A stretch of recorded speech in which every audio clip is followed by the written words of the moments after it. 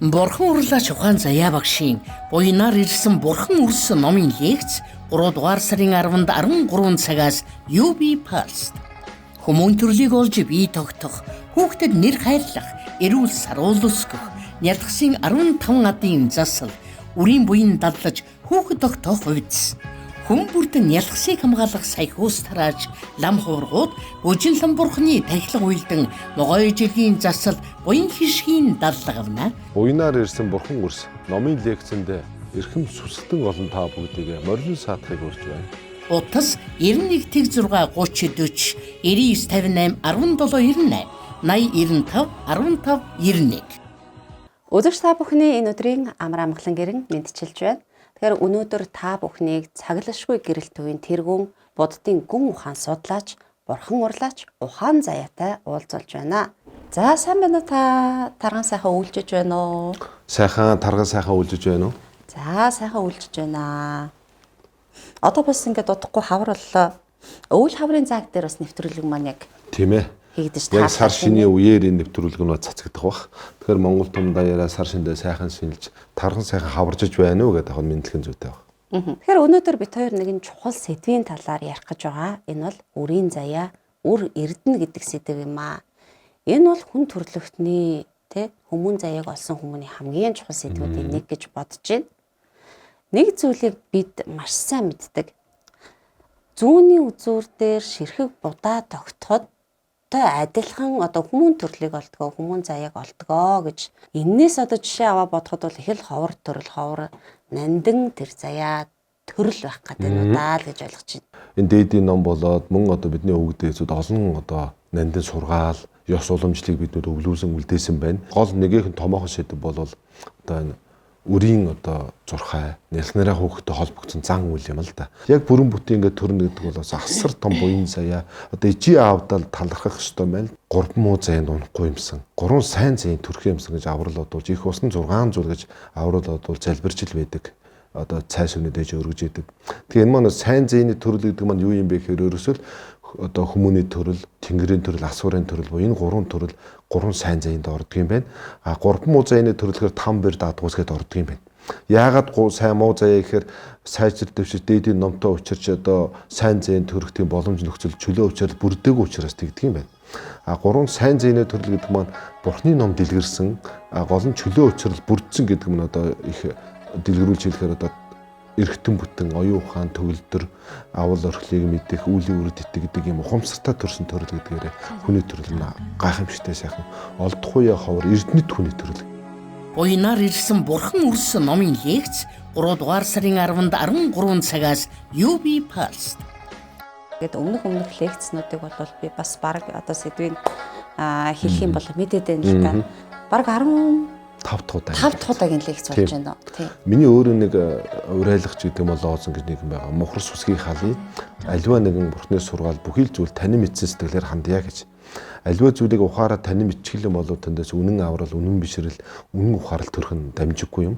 А эсэргээр мухар сүсэг бол худал мэдээлэл нүхнийг төөрөгдлөөр хөтлөхөөсөр ямарч одоо өөр зам байхгүй. Тэгэхээр энэ олон лекцүүдийг юуны тухайд хүргээд байна гэхээр ерөөсөө л биднээс монгол хүний үнцэн, монгол хүн хэн байсан, хэн байх ёстой, ямар ухаарлыг бидэнд оюун санаандаа тээж дээдэлж явснаар биднээс зөв зүйтэй амьдрахыг л зорилго болгож байгаа. Та сая асуулаа яагаад энэ сэдвийг сонгоё гэж. Их оронч үзэлтэй, ээж авда ачлалтай юм буйнаар ирсэн хүүхдүүд олон байх болтугай.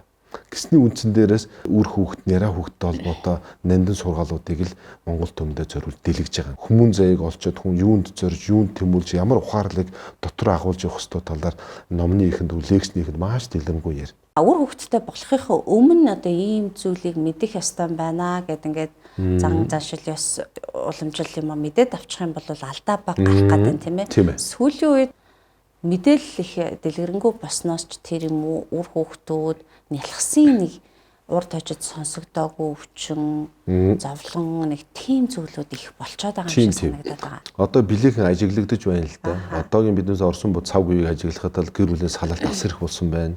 Үр хүүхэд өнчрөх явдал асар их байна. Мөн одоо өргүүдэл их болсон. Тэгээ үрийн зулбалт маш их болсон. Чих дэлдэлгмээр сонин мэдээ маш их сонсогдож байна л да. Үр хүүхдээ одоо гудамжинд хайж байна. Одоо аборт гэдэг үр хөндөх гэдэг зүйлийг бол зүгээр л ердийн юм шиг л хийдэг болчлоо залуучууд маань ялангуяа. Нийт бүгдээрээ бол биш шүү дээ зарим нь. Тэгээ их тоо эзэлж ийн л да.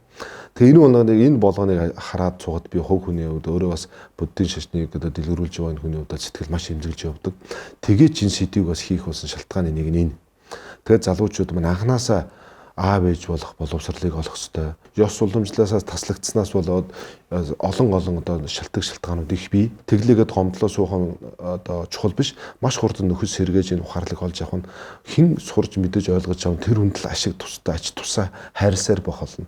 Тэгээ энэ дээр нэг юм хэлэхэд үр удмаа үлдэх ариун нандин ажлыг хизээ яаж үйлснээс ахуулаад энэ хүүхэд ээж авдаа буйнаар ирэх юм уу? Нүглээр ирэх юм уу? Муу үлийн үрээр ирэх юм уу? Бүр шонзонгоор ирэх юм уу? Амны авлагаарч ирж бол үүлийн үрийн шалтгааныг биднээс эцэг хоёр л дуутчихж байгаа. Тэгэхээр ерөөсө бүх гол үндэс уурхаг, гол шалтгаан үндс нь ерөөсөл энэ үр удмаа үлдэх ариун нандин эрхэм ажлыг л дур зоргоор хамаа замбараг үйлснээс болоод ургийн гажиг, хөгжлийн бэрхшээлтэй хүүхдүүд, оюуны согогтой, хомсдолтой, эрдэнэ соггийн гажигтай, янз бүрийн усан саа, төмөр саа туссан, эрүүл сарвал төрсөн ч гэсэн өөмөнсөө маань дэгдэж бүтлгүүнийг төрнө гэж ном дээр заасан байна. Тэгэхээр энэ лекцэн дээр энэ талаар маш дэлгэрэнгүй ярина. За яг ямар өдөр одоо энэ эрхэм нандин ажлыг хийвэл болдгүй юм бэ гэдэг 20 цэрэг. Зөрчих юм бол яах юм? Бүх юм өөр учир шалтгаантай.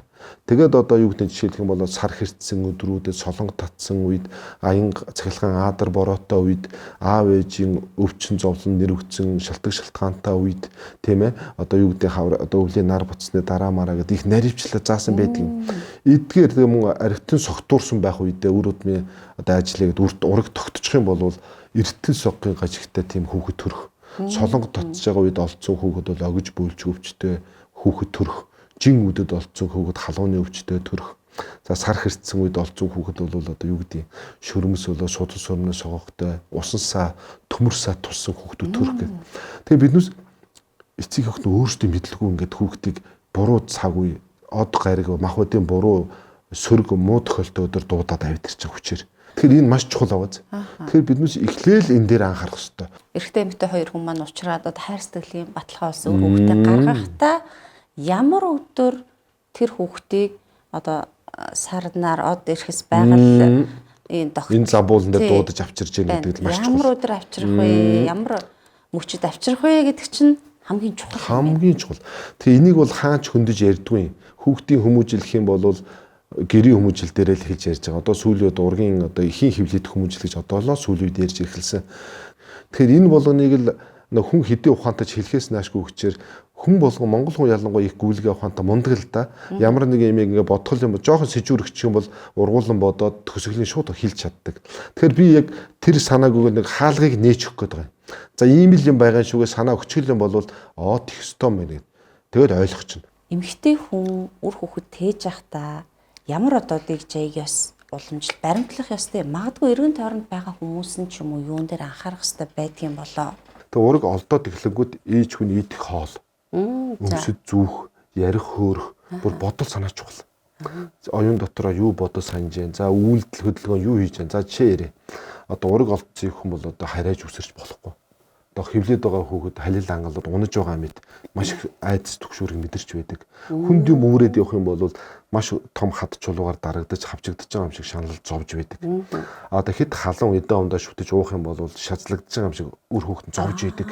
Хэд хүүтэн ундаа ингээл хүүтэн мөс шиг ундаа авах юм бол мөсгөн хонголд байгаа юм шиг даарч зовж байдаг.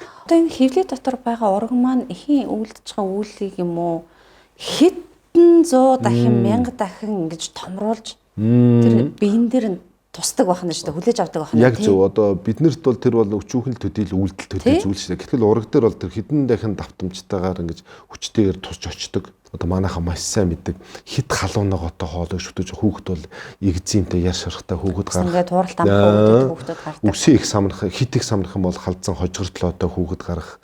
Ном шалиг самуун зохиол, ном зохиол унших юм бол одоо шалиг явдалтай хүүхэд төрөнч гэдэг юм уу. Аимшигын кино, ном зохиол унших юм бол айц давцсан аимхаа хулчгар тийм дөрөө хүүхэд төрөнч гэдэг юм уу. Энэ болгоны шинжлэх ухаанаар бүгд батлагдаад байна. Тэгээ мэдээж одоо туулааны мах, тэмээний махыг бүр хатуу хордог. Яагаад тэмээний мах чинь нөгөө инк гэдэг юмтай ботгой их удаан тийдэг юм тийм. Тэгэхээр амарчгүй их уддаг. зовж төрдөг. байх гэдэг. Туулаа чи сэтэрхий уралтай учраас уруулал сэтэрхий хүүхэд төрдөг. Хих мэтийн хоол ундны цээр янз бүрийн одоо уул загас жарахаа усны орч амьтдыг гэж бол усын одоо асуудал болох. Ангийн мах идэж болохгүй. Тэр жирэмсэн хүний хоол ундны цээрээ асар нарийн юм байна. Тэгээ имийг жирэмсэн хүнтэй харьцах шусан гэж. Эмзэг болсон учраас одоо зандрах, ширүүн дөрөнд дуурахгүй байх. Тэгэхээр чи одоо чи бүр зодож нүдэх, занчих гэсэн мэт айхтар хэртгийлхэм одоо айхтар тийм сураг бол маш их сонсогдож байна. Ураг тээсэн баг их хүнийг зодож нүдлэхэд тэр бол хилэнч нүглийн хамгийн дээд унал болж гэж номонд зааж байгаа. Зарим нүглийг бол намжлаад одоо ингээд барж болдсон байна. Жирэмсэн их хүнийг зодож нүдс энэ хилэнч бол хязгаарч барагддаг. Хамгийн том унал байд юм байна. Ийм ном байдгийн ээжүүдийн гарын авлага гэдэг 7 хоногоор хэрхэн өсөж байгаа талаар нь ингээд үзүүлдэг нэг тийм ном байдаг байхгүй юу? Гэхдээ би таны ярианаас сонсож байхад магадгүй одоо жирэмсэн байж байхдаа хэрвээ ийм олон одоо нарийн ёс заншуудыг журам одоо ийм зүйлтэй ном байсан бол унших байсан байна да, яаж исэн болоо гэд бас бодогдчихээн. Магадгүй одоо яагаад тийм ном олж уншаагүй бол байдаг үгүйг нь би өөрөө хайж үзээгүй болохоор мэдээгүй ч биш мэдэх юм. Зөвхөн нэраа хүүхдийн зан үлийн тухай юм лекц огт явагдаж байгаагүй. Энэ ном болог дэлгэр гарч байгаагүй. Энээс цаашлаад асар сонирхолтой гарч ирж байна. Тэгэхээр яг сүнс яг яаж ихийн бид оршиж ээж авдаа өрөнд болж ирдэг талаар бас гаргав. Сүнс маань одоо яаж болоод ээжтэй хүү болвол яаж төрөл орж ирдэг, охин төрөхөд яг яаж ээжтэй ижи авдаа ирдэг талаар бүр маш наривчтай гарч байгаа. Ном дээр бүрийн хэр орж байгаа. Тэр эцэг их хоёр үр хүүхдтэй болохын тухайд тэгэхээр тэр хоёр хоорондоо үнэн сэтгэлээсээ хайртай байх ёстой. Тэгээд аав ээж болох үүлийн үрийг хураасан байх ёстой буйныг. Мөн тэр хүүхэд нь одоо яг тэр аав ээж дээр яг өрн болоод заяах бас буйныг хураасан байх. Маш олон буйны шүтэн барилга бол нэгдэж цогцороо бүрэлдэжээж энэ хүүхэд ээжтэй хүүхэд нь бол заяагаад төрж байгаа. Одоо нэг үлгэр ярихад одоо нэг том ангас байлаа гэж бодъё л доо. Тэрийг дарахын тухайд нэг баатар төрдөг. Баатрын хүлэг морин төрдөг. Одоо яг төрнө. Тэгэхээр нэг маш мундаг дархан хүн шилмийн нум сумыг хийдэг. Төрдөг. Энэ маань бүрэлдэхгүй бол яг морио унаад цавчих гэтэл сэлмэн одоо асуудал хангахгүй ингээд ундаг. Эсвэл яг асуудал шийдэх морин одоо ингээд ичээд явахгүй ч юм уу. Тэгэхээр бүх юм ингээд яг шүтэн барилгаараа бүрэлдээд сайхан баатрын хүлэг морин яг жинхэнэ баатраар тэгээ жинхэнэ сайхан эрдний элдэ атгаад байх тэр муу имийг сөнөөж чаддаг. Яг тэрэн луг адил эцэг их болно гэдэг энэ олон буйны учир шалтгаан шүтэн барилга нэгдэж хүүхэд нь ээж дээрээ өрн болж ирж байгаа. Ихийн хөвлөе гэдэг одоо бүр алтан твшгээд ариун хамгийн ариун сав бүр сүнс хүртэл одоо ихийн энэ алтан савыг нэвтэлж чаддаг. Үүлийн өр буюу очир цөөрөнд нэг торн, ихийн савд нэг тордог гэж. Сүнс хүртэл нэвтэлж чадахгүй тийм бат бүх ариун нандин зүйл алтан твшгээд нэрлдэг. Энэ сам маань их ариун байх ёстой. Таны яриаг сонсоод сууж байхад нэг сэдвийг хүндэхгүй байж үнэхээр чадахгүй нэ. Энэ бол үр хүндлэлт гэдэг сэдв. Тэр ихийн хөвлөд ам ирж гин, сүнс ирж гин, маш их нарийн одоо тэр учил тохиол, бүрдэл гэдэг чинь тийм ээ. Хүнд ямар ч шалтгаан тохиолдсон байж мэдхий. Үр хүндлэлт хийлгсэн байлаа гэж бодоход энэ бол маш их одоо уналттай нүгэл хилэнцтэй зүйл хийх гэдэг нь одоо тэр сүнс нь хаана байх юм, яаж одох юм гэдгээс ахуулаад энэ бүр миний одоо хамгийн одоо эмзэглэж явдаг асуудлын нэг л да их чухал асуултыг хөндлөө. Тэгээ яг одоогийн цаг нь өөр бас цөмөн цагийн одоо үе эхэлсэн үү? Үр хүүхдийн асуудалтай ирж байгаа ингээд бүсгүүчүүдийг залуу гэр бүлийг ингээд ачаад бол нэгээс хоёр удаа юм уу бүр бүгд орсон байна. Нэгүү хоёр уу ихүү багуу гэхээс ороогүй хүн бараг алга. Тэгэхээр би энэ дээр одоо яг л их л эмзэглэж энийг одоо ердийн энгийн байдаг юм шиг бодно гэдэг өөрөө эмгэнэл юм л да. Энэ байж болохгүй зүйл юм байна. Буддийн шашнаар 10 хар нүгэл гэж одоо наривчлал 10 цагаан буян 10 хар нүгэл гэж үзэж байгаа юм. Энэ дээр биеэр үлдэх 3 нүглийн хэсэг дээр бол амьтны ямиг таслах, эс өгснийг авах, буруу хурцал гэдэг энэ 3 байгаа юм л да. Тэгээ яг амьд талсны одоо унлыг бол яг хураадаг үйл яг мөн үгүй яг мөн. Ярилцаад байхад бол та аборт олон хийлгсэн байна. 5 удаа би одоо 8 удаа хийлгсэн гэдэг. Одоо би ингээд бүх одоо ямар арга байна. Тэг ямар ч боломж байх.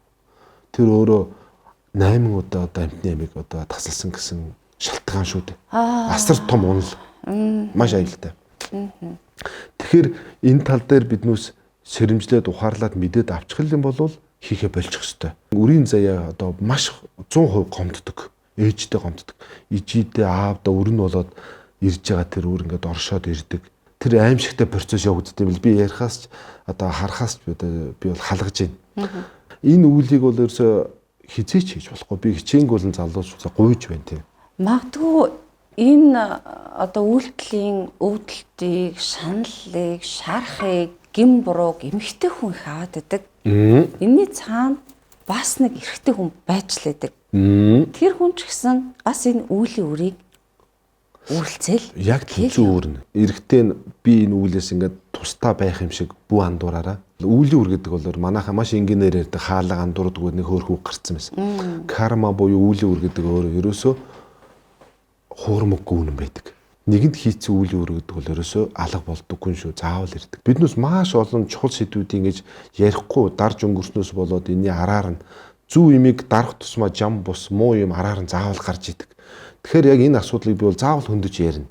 Ямар нэгэн байдлаар одоо залуу гэнэн эсвэл заашгүй шаардлагаарч гэдэг юм уу юм зүйл хийцэн байлаа гэхэд нүглээ яаж намжлах вэ? Ийм арга байдгүй. Аврал байдгүй. Хүний амийг хөнөөцөө хүн тайлбар хэрэггүй байдаг тийм ээ. Амь хөнөөсөн гэдэг нь асуудал болохоос шалтгаан тайлбар хэн сонсдоггүй тийм. Яг үнтэй адилхан тимийн хувьд тим хүндийн хувьд гэхдээ мэдээж нэг удаа бол гиндээд санаандгүй байдлаар хүний амьдрал бол хүн өөрөө төгс биш юм. Тэгээд залуу байсан амьдрал ойлгохгүй гинүм байсан бол үнэхээр гол нь тэр хийсэн үйлдэл гимших ёстой нэгдүгээр шүү дээ. Би ахиж хизээч юм хийхгүй. Би үнэхээр буруу юм хийж маш сайн мэдсэн даруйдаа ингээд аврал ирж байгаа бол өрийн тэнгэр бүжин лам бурхандаа аврал одуулж үйлдэл гимшиж маш олон хүүхдэд буйныг үлдэх ёстой. Намжлсан төдийгээр тэгээд энэ үүлийн хүссэн төдийгээр арилжахгүй шүү. Тийм. Ногоон дэрх гэдэг дэрх маань өөрөө олон амьтанд туслахын тухайд олон дүрээр хуульж тусалдаг юм байна л да. Одоо насыг урсгахын тухайд цагаан дэрх болон хуульж амьтны тусыг үлддэг хатуу дошин одоо хилэнцдэнгүүдийг номдохын тухайд цогт охин тэнгэр болж хувирдаг. Дараад ч болохоор үр хүсээчин болоод үр хүүхд хүсээчин нугуудад үрийг хайрлахын тухайд бүзий ламаа буюу хөвгүн асрагч охин тэнгэр буюу биднээс одоо бүжин лам гэж нэрлээ сурцсан. Яг бодиттой нэр нь бол бүзий ламаа буюу хөвгүн асрагч охин тэнгэр гэж утгатай. Одоо ийм үрийн тэнгэр болж ногоон дэрхийн л хуйлсан хэлбэр л.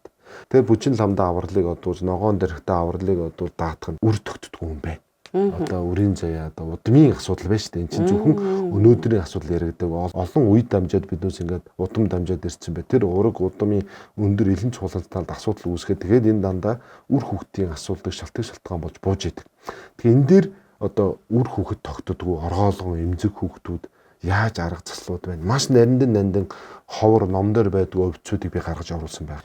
За няраа хүүхэдтэй дөнгөж няраалсан ээжтэй яаж хэрхэн харьцдаг вэ? Дөнгөж төрсэн ээж бол нэг юм эмзэг. Ингээл хажуугаар нь хүн зөрхөдл ингээл салхилаал. Өөдөөс хүн хараад юм ярахад л ингээл нүдрүүд хүүрд салхилгээд л байдаг. Одоо тэр амнан там цонд зүрийг бол няраалж ингэж одоо төрүүлж яадаг. Тэгээ яг тэр төрж явах тэр агшин няраа хүүхдийн мэдэрч байгаа мэдрэмж шиг сонирн байд юм байна л да. Тэрийг номонд бас сонирн заасан байдаг юм. Яг ихийн халуун дулаан нэгэн химтэй бүлээн орчноос гинт ингэ гарахад тэр ингээл зөөлөн гараараа барайл ингээ авахд л харцах шүү, илээ шүү, би энэ хатгаж базаж авч байгаа юм шиг тэр хөвдөлтийг дөнгөж төрж байгаа нэрээ хөвт мэдэрд юм байна. Тэгээд нэг уйлаад чарлаад байдсан шүү дээ. Тийм шүү дээ. Тэг бүр байдгаар чарлал тэгэл бүлээхэн сайхан усанд ингээл хийгээл угаахад л хүүтэн мөсөнд хийж авч биеийн таг чин чичирж яадаг. За тэгэл хүн зөөлөн даавгаар үлгийдэл авахд л ерөөсө өргөс чулуунд хоронд хийж байгаа юм шиг орилж чарлах. Тэр мэдрэмжийг тэр хүүхэд ав шаналж зовж гарч ирж байгаа. Тэгээд тэр төрөөд гарсны дараа нэрээ хүүхэд нэраас ихтэй харьцах ёсон гэж тусдаа том ёс багт. Тэр үдээ ондоо хоол явдалмөр бүх юм ин одоо дэлгэрүүлэн зааж гаргасан байдаг юм. За тэгээд нөгөө улаанаа маань гарч ирээд улаанаа байж байгаа. Тэгээд нэр өх болдгоо. Та одоо баг их олон хүүхдийн нэр өгсөн баха. Нэр гэдэг нь ямар чухал юм бэ гэдгийг чухалчиж гаргасан юм олон одоо сургаалууд байна л да. Нэр өгөх ёсон гэдэг номны хамгийн ихний мөрөн дээр бичсэн байна. Эцэг ихэн сэтгэлийн хөөрлөөр дур зоргоороо хамаа замбараагүй нэр хүүхдэд өгж болохгүй гэд хамгийн ихэн заасан байна. Ээж авда буйны үүлээр хүрээд ирж байгаа хүүхдэд илэрхий буруу нэрийг оршоочих юм бол нөгөө сайхан өндөр буян зэйгээ шууд доош татчих. Тэгээд уруу дөрөв амьдрал нь гондуу явах ч юм уу тэрийг дуудчих. Эсвэл жоохон тавилан муутай хүүхэд ижээ авда ирсэн ч гэсэн мундаг номтой багшаас нэр судлаачнаас яг нэрийн залаад ингээд авчхад тэр хүүхдийн амьдрал ахын дээшлээд явах тал бий. Тэгэхээр тэр нэрэн дээр болохоор хүүхэд ч одоо ээж авд эрэхтэй нас охор байж болж байна. Ядуу зүдүү байж болох одоо өвчин зовлонд оромтгой хүүхэд ирж болох бүр янз янзын байдлаар ирж байгаа. Тэр маань өөрөө нэлхсэн зурхаа ингээд зурхангууд тэр түн дээр гараад ирж байгаа. За энд нь номын нэрийг шингээ, бясалгал бүтээл гэсэн нэрийг шингээ, за бурхтын алдрыг оршоо, дагинсийн нэрийг оршуул, за одоо лам дээцийн нэрийг оршоо, одоо ийм нэрийг шингээгээд цаанаасаа гараад ирж байгаа. Тэгээ яг ийм утгыг шингээгээр гэж. Тэгснээрээ нөгөө хүүхдэд одоо яг учрах байсан өвчин зовлон, нас охор байдал, ядуу зүдүү амьдрах байдал, одоо юу гэдэг амьдрал дууцах олон саад бэрхшээл ихэнх нь одоо тэр зөв нэрийг оршооснороо тэр олон саад барцтаас яах нь хамгаалж байгаа. Шинийн 12-наас тэдний хооронд төрөх юм бол дагинсийн нэрийг өгөөрөө. За шөнийн 25-наас тэдний хооронд хүүхэд төрөх юм бол багш дээцийн нэрийг өгөөрөө. Очир дагинсийн нэрийг өгөөрөө ч гэдэм үү. Гэт бүгдийг өгсөн. Номон дээр өгөж болохгүй нэр цээртэй нэрүүд уул, ус, ургамал, амтан, шороо, чулуу, мод, од, гаргийн нэр, төгс төгөлдөр, төгс төгөлдөр гэсэн нэрүүд одоо ерөөсө болохгүй. Амин гэсэн нэрийг өгөж болохгүй. За яагаад болохгүй вэ гэсэн. Ерөөсө хүн гэдэг чинь эрдэнэт хүмүүнийг төрлөө олоод төрсөн дээд төрөл. Од гаргийн нэр.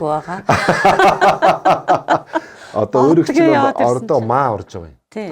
Гэрэлт их гэсэн үг. Энэ өөрөө маш сайхан нэр. Ашгүй. Одоо чинийх өөрөө од гэдэг өөрөө гэрэл гэсэн үг юм. Маа гэдэг нь их гэсэн үг. Одоо мөнхөд гэрэлт гийгүүлж явах, тэгээ амьтан бүгдийг их мэт асрах гэсэн юм л утга агуулгатай нэр шүү дээ тий. Алдар цуутай явж байгаа хүмүүсийн нэрийг судалж үзлээ. Тэгэл учир утгагүй нэртэй хүн бараг байхгүй байна. 99% бараг 90% дандаа утга учиртай нэртэй. За бодъё. Бэмби эренчин. Их эрдэнэ. За дөнгөж тоо чой нам гэж агуу яруу найрч байла. Чой нам гэдэг ном нугууд гэсэн үг шүү дээ. Ерөөсөө маш олон ном гэсэн. За тэгээ наашлуулаад ирэхэд чой жамц гэж байж байгаа. Одоо манай хам багш маань байлаа ш. Номын далай. Одоо таны нэр бас сайхан утгатай байх та. Одоо бас аав маань ном уншдаг байсан. Би өөр сүүл нэрээ судалж үзлээ. Хүн чинь одоо бас нэрээ судлаад байхад үзэхэд их ховор сонин нэр. Анхлан бол ерөөсөө огт ганцхан байсан. Одоо ингээ үзэхэд бол тэгэхээр ухаан гэдэг нь өөрөө Монгол утгаараа ухаан эрдэм оюун ухаан юм байна. Заяа гэдэг нь өөрөө самгард үг юм байна. Одоо самгардаас Монгол суурьсан юм үг юм байна. Ямар утгатай гэхээр ялгуу гэсэн ялан дийлэх гэсэн утгатай. Ухаанаар ялан дийлнэ гэсэн утгатай. Тэгэхээр нэр өөрөө дур зоргоороо хамаа замбараа үстгэлийн хөөрлөөр өгдөг зүйл ерөөсөө биш гэдгийг нэгдүгээрт ойлгоно. Тэгээд ерөөсөө лам багш нэр судлаач нэрийн талаар судалгаас өмнөөс нэрийг залж авна. Тэгвэл манайх чи нэр авахдаа зүгээр ингээ уцаар багш нэр өгчих гэж яах шиг. Энэ бол асар том бүдүүлэг нөх хүүхдээ хөндлөхгүй гэсэн үг.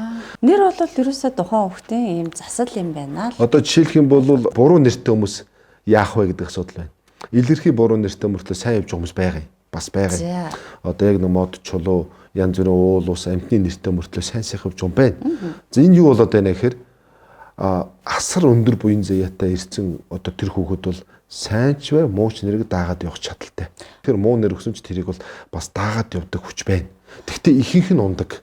Тэгж өндөр тавилан төрсөн их ховор ихэнх нь ундаг. Нэрийг өгсөн дээрвд маш ингээнээрээ тэр нэр таарж таараагүй нэгтэн тэр хүүхэд өвчин ороож ийн ороохгүй вэ шууд шийдэг. Буруу нэр өгчлэн бол тэр хүүхэд ерөөсөө төрснөөс өвчин ороод ирчих. Хүмүүс за багшаа 100% нэрнээс болоогүй хацаа тийм ээ тийм. Гэхдээ ихэнх нь болж байгаа. Бодиттой амьдрал дээр бүх юм хэрэгжүүлж үзээд би яагаад өөртөө ихтэй яриад байна гэхээр нэрийг солиод өчгөр зүгээр болчиход байгаа. Нэр гэдэг маань тийм сайхан гоётой утга нь ерөөсөө биш. Тухайн хүүхэдтэй ээнэгшид зөгцөж махбод яг шүтэн барилгын таарч л байх хэрэгтэй. Танай хүүхдийн аштын амьдрал амар амгалан байх нь чухал юм эсвэл гой ганга нэртэй байх нь чухал юм гэхэр чинь ойлгомжтой тийм. Тийм байлгүй яхаа тий. Жишээлхэд тэр нэр нь тийм муу нэр ерөөсөө биш жишээ ярихад. Одоо юу гэдгийг цэрэн долгор гэдэг нэртэй юм ихтэй байгаа байхгүй. Тэгвэл багд нь хүмүүс эмээгийн нэртэй ч гэдэм үү ийм хөгшин нэртэйгээ шолоол байсан байна. Тэгээд нөгөөт нь нэрэндээ их дургу тэг нэрний гочрыг огт мэддэг хин ч хэлж өгөөгүй байж. Тэгээд том болоо над дээр ирлээ л дээ. Одоо ингээ би нэрээ солиулмаар байна. Чамаа хин гэдэг гэж цэрэн долгор гинэ. Энэ их сайхан нэртэй гэхээр үгүй багш эмээгийн нэр настаа нэргээд би таал урт настаа цагаан дэрх гэсэн үг шүү дээ.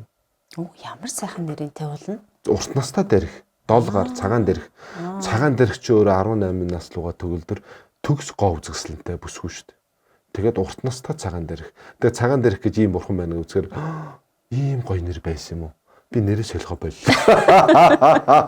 Одоо тэг юмны утга учирыг мэдээд ирэхээр учрыг мэдээд авахаар нэрэндээ хайртай болцсон.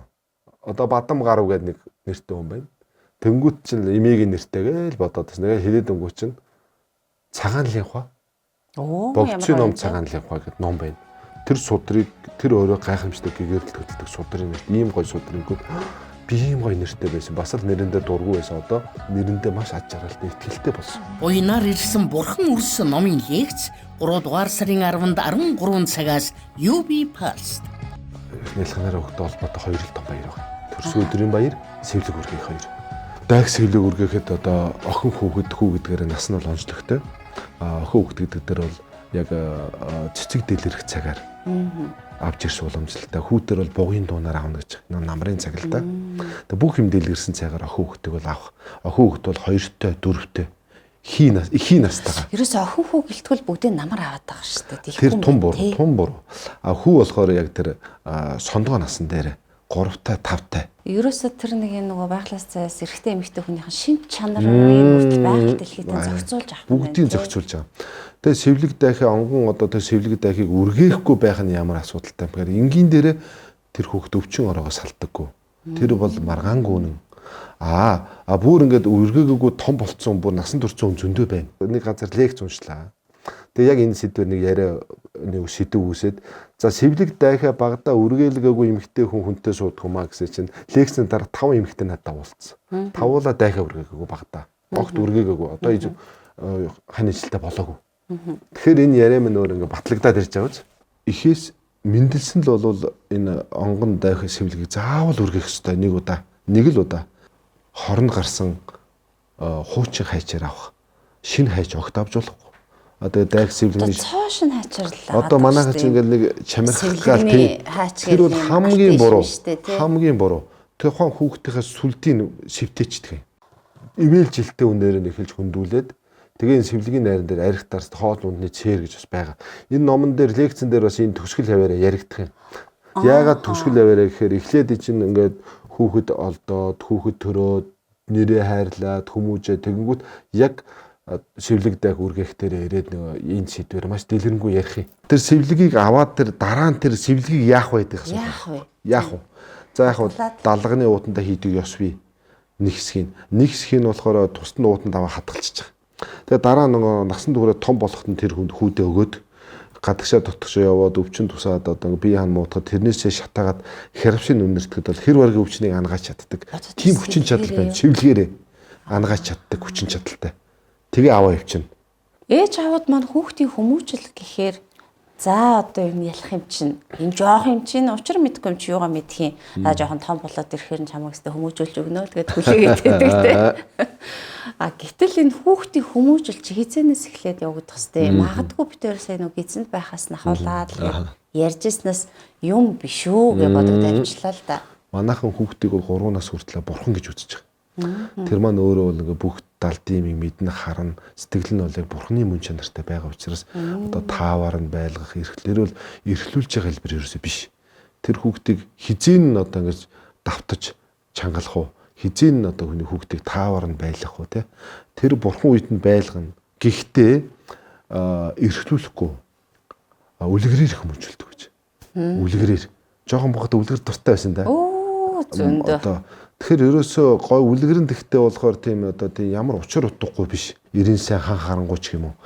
За нөгөө үлгэрийн үзэнгүүч нэг олон төмнийг айлгаж ичээс 15 толгойд татгалж аяар мангас байна. Энэ бол ерөөсөө болж бүтэхгүй бүх юмны үндэс бол тэр мангас гэж нэг муухай юм байна. Ойлголт. За энийг дарддаг нэг тийм 90 сайн хан харангуй нэг сайхан баатар байна. Маш олон зовлон бэрхшээлийг туулаад мангасыг устгаад амар сайхандаа жаргаваа гэд. Утх нь тэр шүү дээ. Тэгвэл нөгөө хүүхдийн төсөөл бол муухай юм гэдэг бол мангас муухай юм байна. Би бол ингээ муухай юмыг ялан дийлээд ард түмэн даяараа шүтэн биширч ингэж дээдлсэн баатар болох ёстой юм байна. Тэгээд багаасаа тэр муу юмыг дарна би сайн сайхны үнэт шударгын тал зогсно гэдэг мессежийг багаас нь өгчөж байгаа. За жоохон ухаан суугаад ирэнгүүт нь молон тойны эцгийн ачийг хариулах сургаал. За тэгэл ардыг тэжээх аршааны туссал гэж сургаал. Эзэн богд Чингис хааны сургаал буюу оюун түлхүүр. Төгсгөлдөө дандаа бурхны сургаалаар төгсөөд байдаг. Амин хуваа хичээж явах юм бол ингээд дууст юм байна. Ходол хуурмаг юм яриад явах юм бол эцэстээ ингээд дууст юм байна. Нүгэл буйны бүх ойлголтыг авчихна. Үнэхээр гайхамшигтай. Тэгээд молон тойны намтар дээр эцгийн ачийг хариулах ороод ирчихна. Их хүн үрээ яаж ураг олоод 10 сар тэгтээ ямар их зовлон зүдгүүрийг амсдаг юм. Бүр нүдний нулимс гарахаар бичиж байгаа юм. Хий хос огторгуу дээр амьдраг байхгүй бид нар. Газар шороо чулуу ус ургамлаа амьсаад газар дээр байгаа учраас энэ уул ус 5 махадны сөрөг эрэг сөрөг нөлөөлдөл заавал өртөж байгаа. Одоо ерөөл бэлэгдэл байгаа таны бодож усж байгаа чинь биелнэ гэд ингээд байгаа бол бас дахиад тийм ёр юм байх гэдэг шүү дээ. Ёс мэдхгүй онд ёр халтахгүй гэж нэг үг байдаг. Гэхдээ энэ дээр их манай нэг номын найз маань нэгтгээд ёс мэдхгүй онд ёр халтахгүй яр гарна гэдэг нэг үг гаргаад ирсэн. Шинээр. Тэгэхээр ёс мэдхгүй юм чи би яад ингээл янз бүрийн буруу зүрх юм бол бузардах нь бол тодорхой юм байна л да. Яр бол заавал гарна. Заавал шивдэж бузардах нь бол тодорхой. Хүн л юм чинь.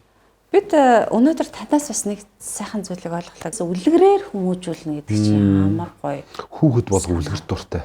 Яг хүүхдтэйгээ сонирхлын дагуулаад үлгэрээр. Тэгээ хүүхдийг ажигладаг бага багт нь энэ хүн болох багаасаа хөлөг болох унаганаасаа гэж тоглоомоор шинжиж болдог. Юугаар тоглож байна? Юмыг эвдэж байна уу, эвлэрүүлж байна уу, урж байна уу, уншиж байна уу те. Бага байдлаар шинжээ тэр болгондоо засаа явчихдаг.